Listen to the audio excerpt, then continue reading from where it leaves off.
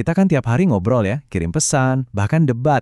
Tapi pernah nggak sih kepikiran kalau di balik semua itu sebetulnya ada semacam, ya, struktur tersembunyi? Nah, hari ini kita bakal bongkar rahasia itu bareng-bareng. Selamat datang di pembahasan kita soal teori komunikasi. Coba deh ingat-ingat lagi. Pernah nggak ngerasa udah ngejelasin sesuatu sejelas-jelasnya, tapi orang lain nangkapnya malah beda banget? Atau sebaliknya, kita yang salah nangkap maksud orang. Pasti pernah kan? Ya ampun, kita semua kayaknya pernah ngalamin ini. Nah, semua kebingungan dan salah paham tadi, itulah yang mau kita coba petakan. Jadi, anggap aja teori komunikasi itu bukan sesuatu yang ribet dan akademis, tapi lebih kayak sebuah peta. Peta praktis yang bantu kita buat jalan di tengah hutan percakapan yang kadang bikin nyasar. Oke, mungkin ada yang nanya, ngapain sih ngomongin teori buat sesuatu yang alami banget kayak ngobrol? Nah, jawabannya sebenarnya simpel aja. Biar kita bisa mengubah kekacauan tadi jadi sesuatu yang lebih jelas, lebih terang benderang. Coba bayangin deh, teori-teori ini tuh kayak satu set kacamata khusus. Tiap kacamata punya lensa yang beda-beda. Begitu kita pakai, kita jadi bisa ngelihat pola-pola yang sebelumnya nggak kelihatan.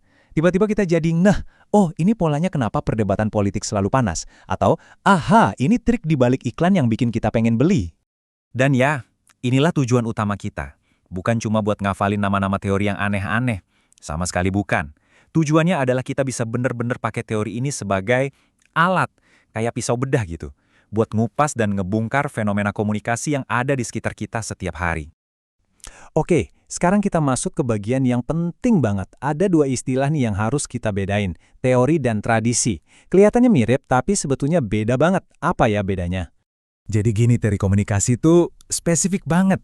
Anggap aja kayak blueprint atau cetak biru sebuah gedung, detail.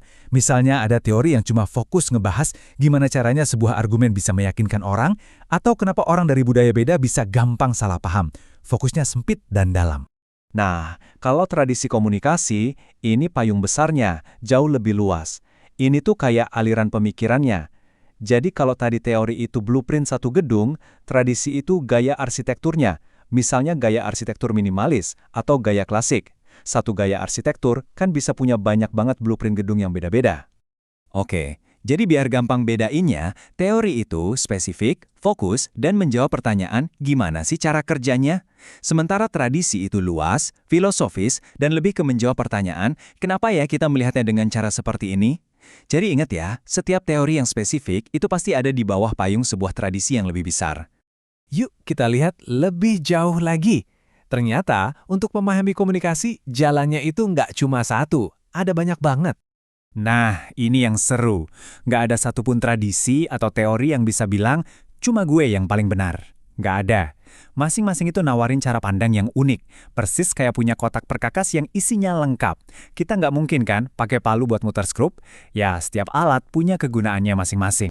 Oke, siap-siap ya. Kita sekarang masuk ke sebuah ide yang, ini bisa jadi bakal mengubah cara pandang kita soal komunikasi. Idenya begini, komunikasi itu bukan cuma ngejelasin dunia di sekitar kita, tapi komunikasi itu menciptakan dunia kita. Gimana tuh maksudnya? Coba deh pikirin contoh yang gampang banget ini. Gestur jempol ke atas. Di sini artinya oke atau mantap kan? Tapi coba deh lakuin itu di beberapa negara lain. Bisa-bisa dianggap hinaan kasar. Padahal gerakannya sama persis loh. Kenapa bisa gitu? Nah, ini dia jawabannya. Karena makna itu sebetulnya nggak nempel di gesturnya. Makna itu diciptakan bareng-bareng, lewat kesepakatan sosial yang nggak tertulis. Kesepakatan inilah yang namanya realitas sosial. Dan semua itu dibangun, bata demi bata, lewat komunikasi. Teori, itulah alat kita buat ngebongkar fondasi-fondasi kesepakatan-kesepakatan ini. Oke, ngomongin konsep udah cukup. Sekarang pertanyaannya, gimana cara kita bawa semua ini dari yang tadinya abstrak jadi aksi nyata? Yuk kita lihat gimana cara pakainya di dunia nyata. Di kehidupan sehari-hari, ini bukan lagi sekedar wacana. Paham teori-teori ini tuh beneran bisa ngasah skill kita loh.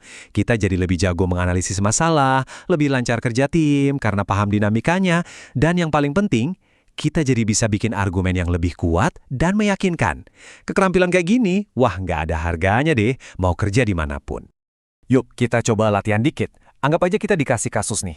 Analisis kenapa sebuah kampanye kesehatan soal bahaya rokok kok kayaknya gagal total buat nyampe ke anak-anak muda. Nah, kalau kita disuruh bedah masalah ini, kita mulai dari mana? Nah, kalau kita pakai pendekatan teori, langkah-langkahnya jadi jelas banget. 1, kita amati dulu fenomenanya, kumpulin datanya. Apa sih yang terjadi di lapangan? 2, kita pilih kacamata atau teori yang paling cocok. Mungkin teori persuasi, atau teori soal kultur anak muda. 3, baru deh kita pakai teori itu buat membedah pesan kampanyenya. Apa ya yang salah? Dan terakhir, yang keempat, kita bikin kesimpulan. Tapi kesimpulannya bukan asal ngomong ya, melainkan berdasarkan bukti dan analisis yang kuat. Jadi, intinya sebetulnya ini teman-teman. Teori komunikasi itu bukan cuma buat orang-orang pinter di kampus. Bukan sama sekali. Ini adalah alat praktis yang bisa dipakai siapa aja. Ya, siapapun yang pengen lebih ngerti dunia di sekitarnya dan pastinya pengen berkomunikasi dengan lebih baik. Nah, setelah kita ngobrolin semua ini, saya mau kasih tantangan kecil buat Anda.